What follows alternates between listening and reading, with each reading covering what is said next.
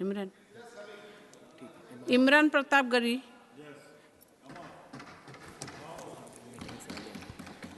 Ma'am, मैं प्रधानमंत्री जी की। इमरान जी, you have 5 minutes. Ma'am 10 minute. You have 5 minutes. We requested chairman साहब। Okay. He allowed 10 minutes.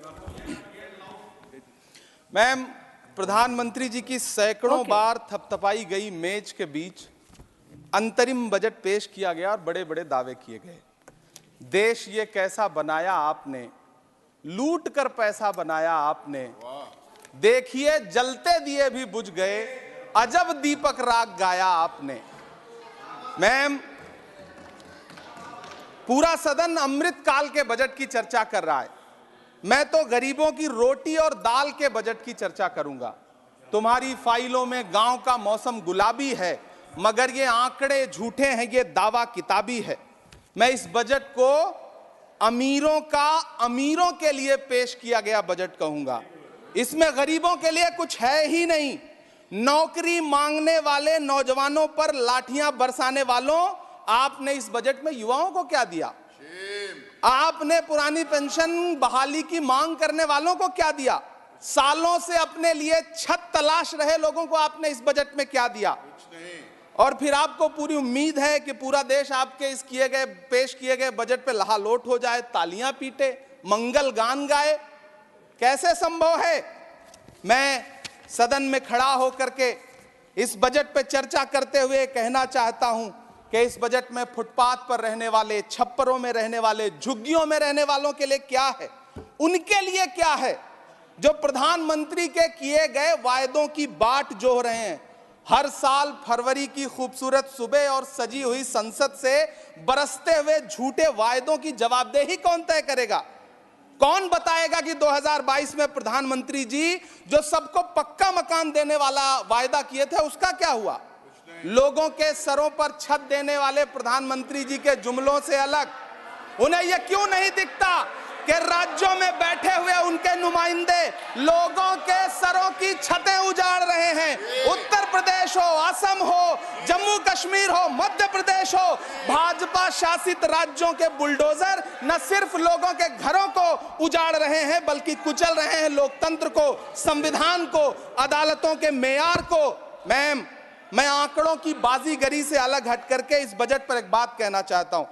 आंकड़े तो ऐसे हैं इस बजट के, ये कह रहे हैं 4 करोड़, वित्त मंत्री जी 3 करोड़ कहती हैं, प्रधानमंत्री जी 4 करोड़ कहते हैं। पहले तो आप इस झूठ में ही आपस में ही सलट लीजिए कि 4 करोड़ सही है या 3 करोड़ सही है।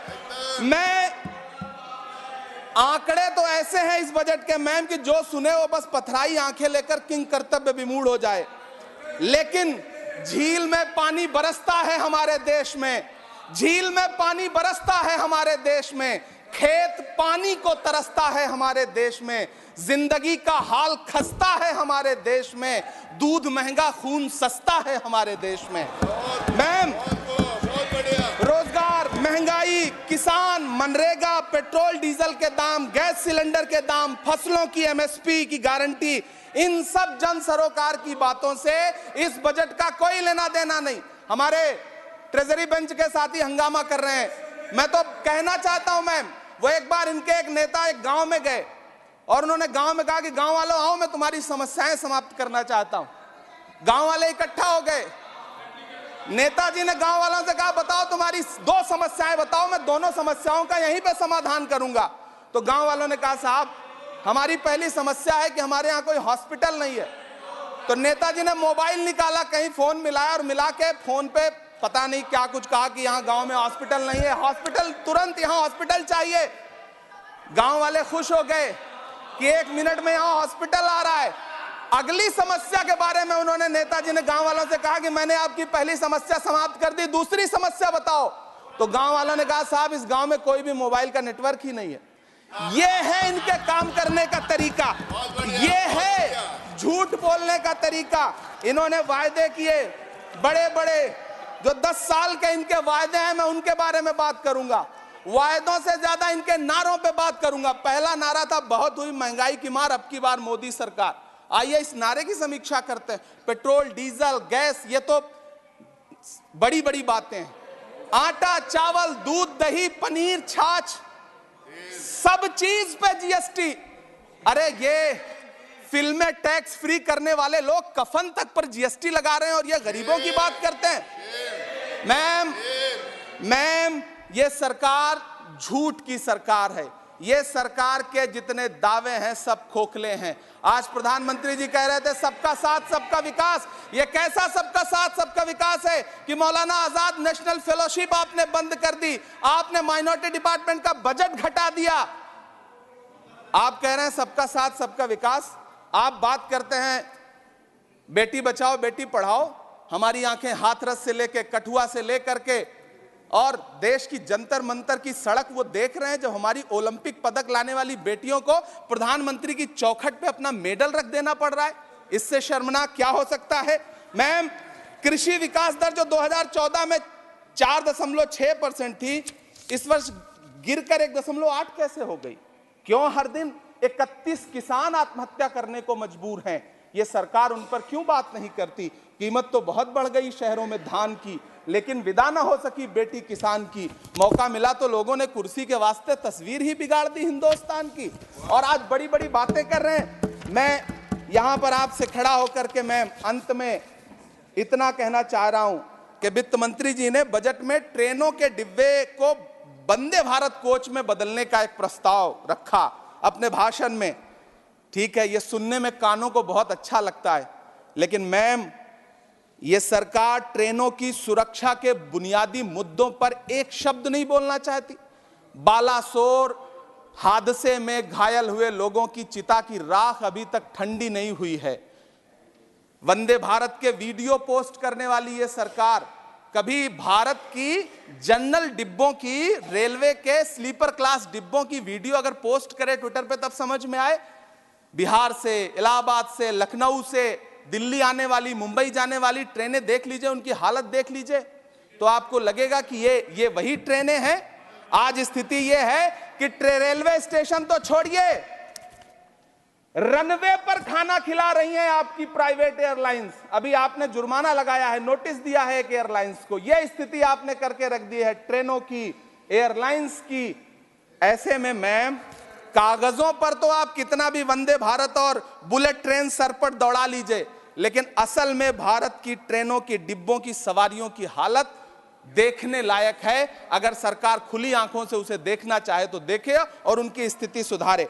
आज अपने प्रधानमंत्री जी ने अपने भाषण में यहां खड़े होकर कई बार न्यू मिडिल क्लास की बड़ी चर्चा की, न्यू मिडिल क्लास जनरेट करेंगे।